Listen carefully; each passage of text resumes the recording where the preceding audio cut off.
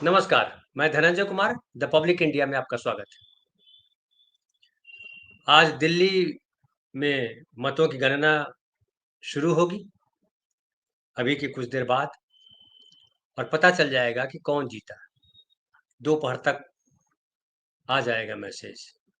वोटों की गिनती भले पूरी नहीं होगी, लेकिन 2 बजे दोपहर तक हो जाएगा कि किसको बहुमत मिल रहा है। और जो एग्जिट पोल्स आए हैं, एग्जिट पोल्स में तो बीजेपी को बढ़त मिल रही है। सब कह रहे हैं, 11 में से 9 कह रहे हैं कि जीत मिलेगी बीजेपी को।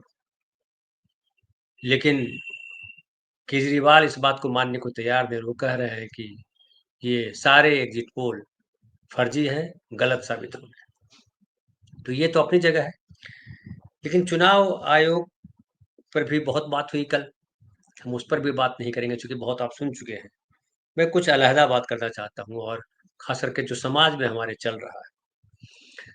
दिल्ली मेट्रो में जो है वो आसाराम बापू, जो एक कथावाचक है,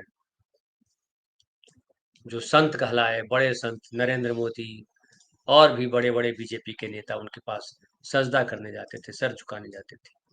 उन पर रेप का आरोप लगा और 2 मामलों में उनको सज़ा हुई। 2 लड़कियों के साथ बलात्कार करने के मामले में उनको सज़ा हो गई। अभी वो पैरोल पर छूट करके आए थे। दिल्ली मेट्रो में उनके बड़े-बड़े बैनर लगाए गए। इस पर कई लोगों ने आपत्ति की और कहा कि एक रेपिस्ट का बैनर लगाया जाना गलत है। और इस पर जो दिल्ली मेट्रो है उसने जवाब दिया है कि ये हटा दिया जाएगा बैनर, जितने भी लगाए गए हैं, और बाकी जगह से भी जो समय लगेगा टेक्निकल, बस उस समय के अनुसार, लेकिन ये हटा दिया जाएगा, नहीं लगाया जाएगा। लेकिन सवाल उठता है, लगाया गया क्यों? फिर बात उठती है कि जो प्रयागराज में जो कुंभ लगा, वहां भी उनके द्वार लगाए गए, और एक कंपनी के बाहर इनके भक्त जो है धरना प्रदर्शन कर रहे हैं, धमका रहे हैं, महिलाओं को गालियां दे रहे हैं और कह रहे हैं कि जो है तुम्हारे साथ भी वही हाल होगा। आसाराम बापू के खिलाफ जो बोलेगा उसके साथ ठीक नहीं किया जाएगा। पिछले कई सालों से, 30-35 सालों से हिंदू धर्म खतरे में है, और हिंदू धर्म जो खतरे में है, 11 साल से नरेंद्र मोदी जी की सरकार है। वहाँ उत्तर प्रदेश में भी 2017 से आदित्यनाथ जी की सरकार है। गुजरात में तो और बहुत पहले से सरकार है। हरियाणा में सरकार है, मध्य प्रदेश में सरकार है, तमाम जगहों पे सरकार है। लेकिन हिंदू जो है अभी भी सुरक्षित नहीं हो पाया। और आसाराम जैसे लोग जिन पर रेप का आरोप सिद्ध हो गया, अब ये जो है वो कौन हिंदू है? उनकी मन स्थिति पे क्या कहेंगे? कुंभ में इतने लोग मारे गए, कितने मारे गए अब तक पता नहीं है। डेड बॉडीज सबके परिजनों को मिले नहीं। कई रो कलप रहे हैं, पुलिस डंडे मार रही है, छुपाया जा रहा है सच। अखिलेश यादव उस पर बोल चुके हैं। लेकिन कुंभ नहाने वाले लोगों की भी कमी नहीं। आसाराम बापू के बचाव में आने वाले लोगों की भी कमी नहीं है। धीरेन्द्र शास्त्री जिसने कहा कि जो मारे गए वो मोक्ष पा गए, पुण्य भूमि में मृत्यु आसान बात नहीं है, वो भी जो है हिंदू ही थे जो मारे गए। फिर जो अमेरिका से जो यहाँ डिपोर्ट किए गए, हाथ में हथकड़ी और पाँव में बेड़ी बांध करके, वो भी हिंदू ही थे। लेकिन हिंदू सरकारों में मंत्री रहे लोग डिफेंड कर रहे हैं, कह रहे हैं अमेरिका ने कुछ गलत नहीं किया। अवैध नागरिक अवैध तरीके से आप जाएंगे तो वही होगा, भारत भी करेगा ये। जो बांग्लादेशी मुसलमान है, जो रोहिंग्या है, अवैध लोग कैसे रह सकते हैं? उनको इस बात की परवाह नहीं है कि भारत की अस्मिता पे चोट लगी है। इस बात से एक रेपिस्ट को अगर आप करोड़ों या कहिए लाखों फैन है उनके, तो अफसोस होता है हिंदू समाज पर। डेड बॉडीज छुपाई जाती है, सरकार छुपाती है, और आम आदमी कहता है मर गए तो क्या हुआ, इतनी बड़ी भीड़ है, कुछ लोग मर गए, मरेंगे लोग, मरते ही रहते हैं लोग। अफसोसनाक है। अगर ऐसा हिंदू समाज बनाना है तो हम क्या कहें। और उन लोगों को शर्म तो नहीं आएगी जो ऐसा हिंदू समाज बनाना चाहते हैं। अभी सारे कथावाचक जो है हिंदू समाज के गुरु हो गए, आचार्य हो गए, और शंकराचार्य को भी लोग गालियां देने लगे। शंकराचार्य ने आदित्यनाथ की आलोचना की तो बहुत लोग गालियाने लगे उनको, क्या हैसियत है शंकराचार्य की, वगैरह वगैरह बोलने लगे।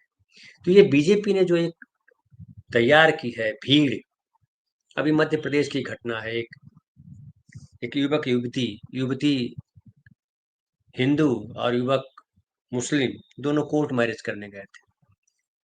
वहाँ हिंदू संगठन के लोग, आरएसएस के लोग वहाँ पहुंच गए और लड़के को बहुत बुरी तरह मारा, अधमरा कर दिया।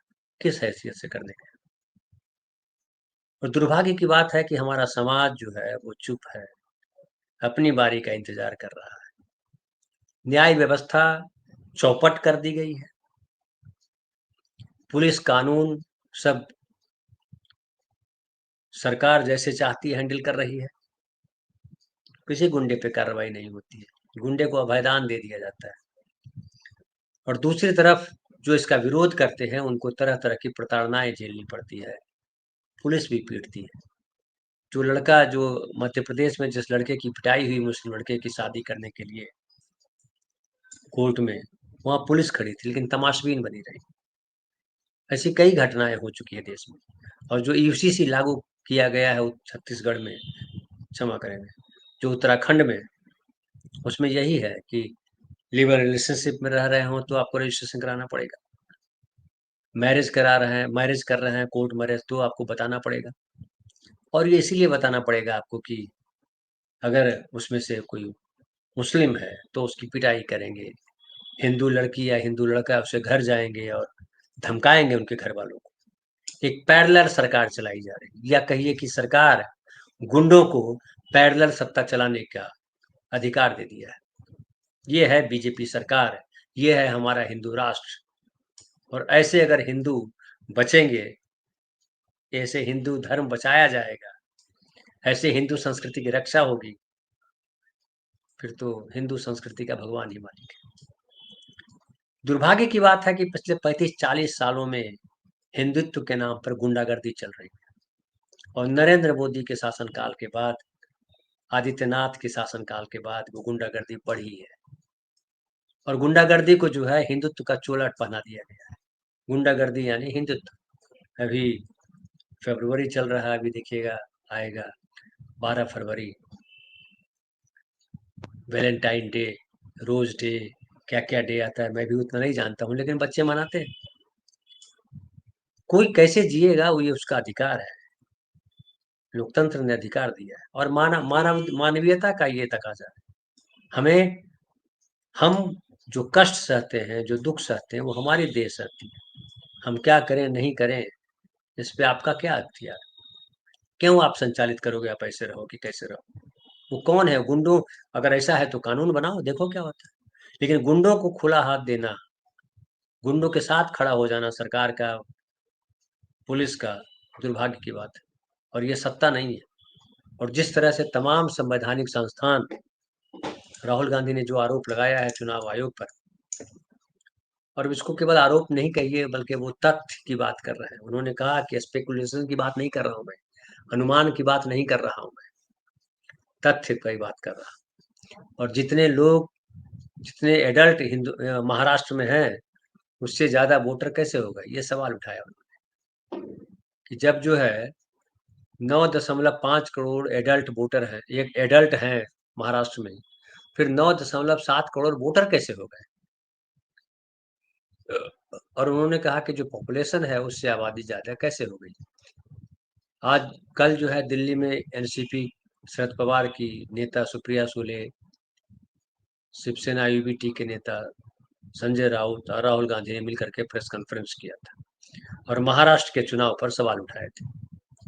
उन्होंने ये भी कहा कि कामठी विधानसभा सीट का जिक्र खास तौर पे किया कि लोकसभा में कांग्रेस को 1,36,000 वोट मिले थे, विधानसभा में 1,34,000, लेकिन बीजेपी का वोट 1,19,000 से बढ़कर 1,75,000 हो गया। यानी नए वोटरों ने बीजेपी को वोट दिया, सारे के सारे वोटर। राहुल गांधी ने कहा कि हमने वोटर लिस्ट मांगा है कि आप वोटर लिस्ट दीजिए, और तथ्य की बात कर रहे हैं, स्पेकुलेशन की बात नहीं कर रहे हैं। और उन्होंने कहा कि ऐसी कई जगह है जहाँ पे जो चुनाव हुए हैं उसमें जितने लोगों की जितने लोगों को जोड़ा गया है उसका तो डेटा उपलब्ध है, लेकिन कितने लोगों का डाटा उपलब्ध नहीं है जो जिनके नाम काटे गए। बल्कि कहा जा रहा है कि राहुल गांधी ने कहा कि जितने जोड़े गए उससे ज्यादा काटे गए, और काटे जाने वाले लोग जो है वो मुस्लिम है, वो दलित है, जो बीजेपी के खिलाफ माना जाता है कि बीजेपी के खिलाफ वोट करते हैं, उनका है नाम है। तो ये जिस तरह से देश चलाया जा रहा है, तमाम जो पहलू है, चाहे वो मणिपुर का मसला हो, चाहे वो कुंभ का मसला हो, चाहे वो आसाराम बापू और राम रहीम को पेरोल देने की बात हो, चाहे वो गुंडों द्वारा जो है मॉब लिंचिंग करने की बात हो, या पुलिस के चुपचाप तमाशबीन बने रहने की बात हो, न्यायपालिका की कर्तव्य विमूढ़ स्थिति में है उसकी बात हो, जिस तरह से चुनाव आयोग काम कर रहा है उसकी बात हो, जिस तरह से इलेक्शन कमिश्नर की नियुक्ति कर रहे हैं प्रधानमंत्री, क्या जरूरत है एलओपी को रखने की? खुद ही नियुक्त कर दीजिए, आपसे ईमानदार कौन है मोदी जी? तो ये तमाम मसलों पर लोकतंत्र की जिस तरह से धज्जियां उड़ाई जा रही है, वो अपने आप में नजीर है। पिछले 75 साल में ऐसा नहीं हुआ। मोदी जी से पहले कई प्रधानमंत्री बने, इमरजेंसी भी लगी, इमरजेंसी में इंदिरा गांधी की बहुत आलोचना हुई, इंदिरा गांधी ने तब भी ऐसा नहीं किया था। और लेकिन कम मजाल है जो प्रधानमंत्री अपने गिरेबान में झांके और इन सवालों के जवाब दे। उनके पास एक सवाल है, और वो है कि कांग्रेस भ्रष्ट है, परिवारवादी है, कांग्रेस ने ये किया, कांग्रेस ने वो किया। कांग्रेस ने बहुत अच्छे काम किए, जमींदारी प्रथा से लेकर के बैंकों के राष्ट्रीयकरण तक, आम लोगों की पहुंच तक, स्कूल से लेकर के बैंक तक को पहुंचाने की काम भी कांग्रेस ने किया। आपने स्कूल से लेकर के बैंकों को आम आदमी से दूर कर दिया, स्वास्थ्य व्यवस्था दूर कर दी। अब तो जो है वोट देना भी दूर कर रहा है, वोटर लिस्ट में नाम ही नहीं है तो वोट कैसे देंगे? ये आपके राज में प्रमुखता से हो रहा है, और चुनाव आयोग को तनिक लज्जा नहीं आती। अखिलेश यादव ने जो कहा कि चुनाव आयोग मर गया है, किसी को लग सकता है कि अतिरेकी बयान है, लेकिन उनका बयान खींच वाला बयान है और सही बयान है। चुनाव आयोग जिंदा नहीं है। जिंदा करने की जिम्मेवारी किस पे? किसने मारा चुनाव आयोग को? ये बड़ा सवाल है कि आखिर चुनाव आयोग को मारा किसने? चुनाव आयोग को नरेंद्र मोदी जी ने मारा है। एक तो मारा कि जो CGI chief justice of India committee में होने चाहिए थे, उनको हटा करके अपने पसंद के मंत्री को ले लिया। तो जब 2 वोट आपका, 1 वोट विपक्ष का, जो विपक्ष ने कहा कि मुझे नहीं रहना है, अभी एलओपी राहुल गांधी भी नहीं रहने वाले। पिछली बार जब राजीव कुमार का चयन हुआ था तो जो कांग्रेस के अधीर रंजन चौधरी उस समय विपक्ष के नेता थे लोकसभा में, कांग्रेस के, उन्होंने कहा था कि मेरे होने का कोई मतलब नहीं, 2 वोट आपका है, आप जिधर वोट देंगे वही चुनाव आयुक्त बनेगा, फिर ये हमारा नाम लेने की क्या जरूरत है? तो ये नरेंद्र मोदी जी ने किया, और जिस तरह से राजीव कुमार बर्ताव कर रहे हैं, किया है, वो शर्मनाक है, और इतिहास में इसको याद रखा जाएगा। लेकिन सवाल है कि ये जो चुनाव आयोग की हत्या हुई है, सवाल है कि जो चुनाव आयोग पे इस तरह से भरोसा डगमगाया है, आम आदमी का भरोसा टूटा है, उसका क्या? और सबसे बड़ा संवैधानिक पद जो है, या जो संवैधानिक जिसको कहेंगे, वो नागरिक है। ये संविधान नागरिक के लिए है, और संविधान ने तमाम व्यवस्थाओं को नागरिक के लिए बनाया है। इसलिए जो जिन्होंने भी कहा है कि लोकतंत्र जनता का, जनता के लिए और जनता के द्वारा शासन है, हमारा संविधान ये तो यही के तो कहता है। लेकिन नरेंद्र मोदी जी ने तमाम संवैधानिक संस्थाओं को, इवन राष्ट्रपति को भी, उपराष्ट्रपति की भाषा देखिए, उनका सांसद भी उतनी तारीफ नहीं करता जितना उपराष्ट्रपति तारीफ करते हैं। मैं देख रहा था परसों, जब राज्यसभा में बोल रहे थे नरेंद्र मोदी, ऐसे मंत्रमुग्ध उपराष्ट्रपति सुन रहे थे और गर्दन ऐसे हिला रहे थे। ओह, प्रभु वचन बोल रहे हैं, ऐसा लग रहा था। और धन्य धन्य हो रहा है देश, धन्य धनखड़ साहब। धनखड़ साहब धन्य हो सकते हैं, उनको राष्ट्रपति बनना है, लेकिन देश के आम लोग क्यों धन्य हो? जब व्यवस्था चौपट होती है तो सबसे ज्यादा नुकसान आम आदमी को होता है, और आम आदमी में भी उनको जो कमजोर होते हैं, जो गरीब होते हैं, जो दलित हैं, जो वंचित हैं, जो पिछड़े हैं, उन तमाम लोगों को इस पर विचार करना चाहिए। जो कमजोर है, जिनके पास एक ही अधिकार बचा है, वोट देने का अधिकार, बाकी सारे अधिकार तो छीन लिए गए। कर्तव्य बताया जा रहा है, हर जगह बेईमानियां चल रही हैं। जब चीफ जस्टिस ऑफ इंडिया ये कहने को मजबूर हो जाए कि हमने भगवान से कहा कि रास्ता सुझाए, तो और लोगों की क्या हैसियत, इसका अंदाजा लगाइए इस बात से। लेकिन सवाल है कि अब ये जो संविधान है उसको बचाने की जिम्मेदारी किस पर है? सवाल है कि चुनाव आयोग बढ़िया तरीके से काम करे, इसे बचाने की जिम्मेदारी किस पर है? इसको बचाने की जिम्मेदारी आप पर है, आप नागरिकों पर। जो अमेरिका लौट करके आए, क्या सीकड़ में बांध करके लाएगा, अभी और लोग लाए जाएंगे। उनके सम्मान की जिम्मेदारी किसकी थी? कह सकते हैं कि वो घुसपैठिया बन के गए, भारत का नाम खराब किया। भारत का नाम खराब किया तो क्या वो भारत के नागरिक हैं या नहीं? उनके वोट देने का अधिकार है कि नहीं? और अगर उन्होंने घुसपैठ की थी तो सरकार दोषी है इसमें कि नहीं है? भारत सरकार ऐसी व्यवस्था क्यों नहीं करती कि यहाँ के नागरिक अमेरिका जाना ही ना चाहे? अमेरिका के नागरिक क्या हिंदुस्तान में घुसपैठिया बनकर रहते हैं? सबसे महान देश हमारा, महान धर्म हमारा, महान प्रधानमंत्री हमारे, अमेरिका के लोग क्या यहाँ घुसपैठ करके आते हैं? गुजरात में इतनी तरक्की हो गई पिछले 25 सालों में कि पूछिए मत। गुजरात मॉडल की चर्चा परसों भी कर रहे थे नरेंद्र मोदी। ये गुजरात मॉडल ये है कि जो 104 लौटाए गए उसमें 33 गुजराती है, और सबसे ज्यादा संख्या गुजरातियों की है जो अवैध तरीके से गए हैं। लेकिन नरेंद्र मोदी जी को इसको लेकर कोई शर्म नहीं आई। जितने भगोड़े हैं, ज्यादातर भगोड़े जो हैं पैसे लेके जो बैंक से भागे हैं वो गुजराती है, बिहारी नहीं है मोदी जी। बिहार गरीब प्रदेश है, आपके प्रदेश में भी जाके काम करता है, लेकिन वो नहीं ऐसा काम कर रहा है। हरियाणा के लोग भी गए, हरियाणा में भी पिछले 10 साल से जो है तीसरी बार सरकार बनी है बीजेपी की, वहां से भी 33 लोग गए थे। क्यों जा रहे हैं हरियाणा से, क्यों जा रहे हैं गुजरात से घुसपैठिया बन करके? इसमें शर्मिंदा तो प्रधानमंत्री को भी होना चाहिए था कि हम 11 साल में ऐसा देश नहीं बना पाए जिसके देश के नागरिकों को सम्मान के साथ जीने का अधिकार हो। अमेरिका ने उनको जो है अमानवीय तरीके से उनके साथ व्यवहार किया और भारत पहुंचा दिया बांध करके। क्या भारत सरकार को नहीं कहना चाहिए था कि भाई हमारे जो नागरिक हैं वो हमें लौटा दो, और इसके लिए हम भी दोषी हैं? क्या भारत के प्रधानमंत्री दोषी नहीं है? हर बात के लिए प्रधानमंत्री दोषी है। नागरिक अगर यहाँ से भाग रहे हैं, नागरिक अगर करप्शन में लिप्त है, नागरिक को अगर समझ में नहीं आ रहा है कि चुनाव आयोग के होने नहीं होने का मतलब है, तो प्रधानमंत्री जिम्मेदार है, क्योंकि प्रधानमंत्री के पास सबसे ज्यादा ताकत संविधान ने दी है, हमने दी है। तो प्रधानमंत्री जी, आप अपनी जिम्मेदारी से किसी भी तरह से बच नहीं पाएंगे, और हो सकता है कि जो राहुल गांधी जिस तरह से बता रहे हैं उस तरह की बेईमानियों से आप लगातार कुछ और इलेक्शन जीत जाए। हो सकता है 15 साल प्रधानमंत्री रह जाए, लेकिन इतिहास आपको जो है अच्छे प्रधानमंत्री के तौर पे याद नहीं करेगा। और इस बात का हमें भी अफसोस है कि भारत के एक प्रधानमंत्री को इतिहास गलत तौर पे याद करेगा।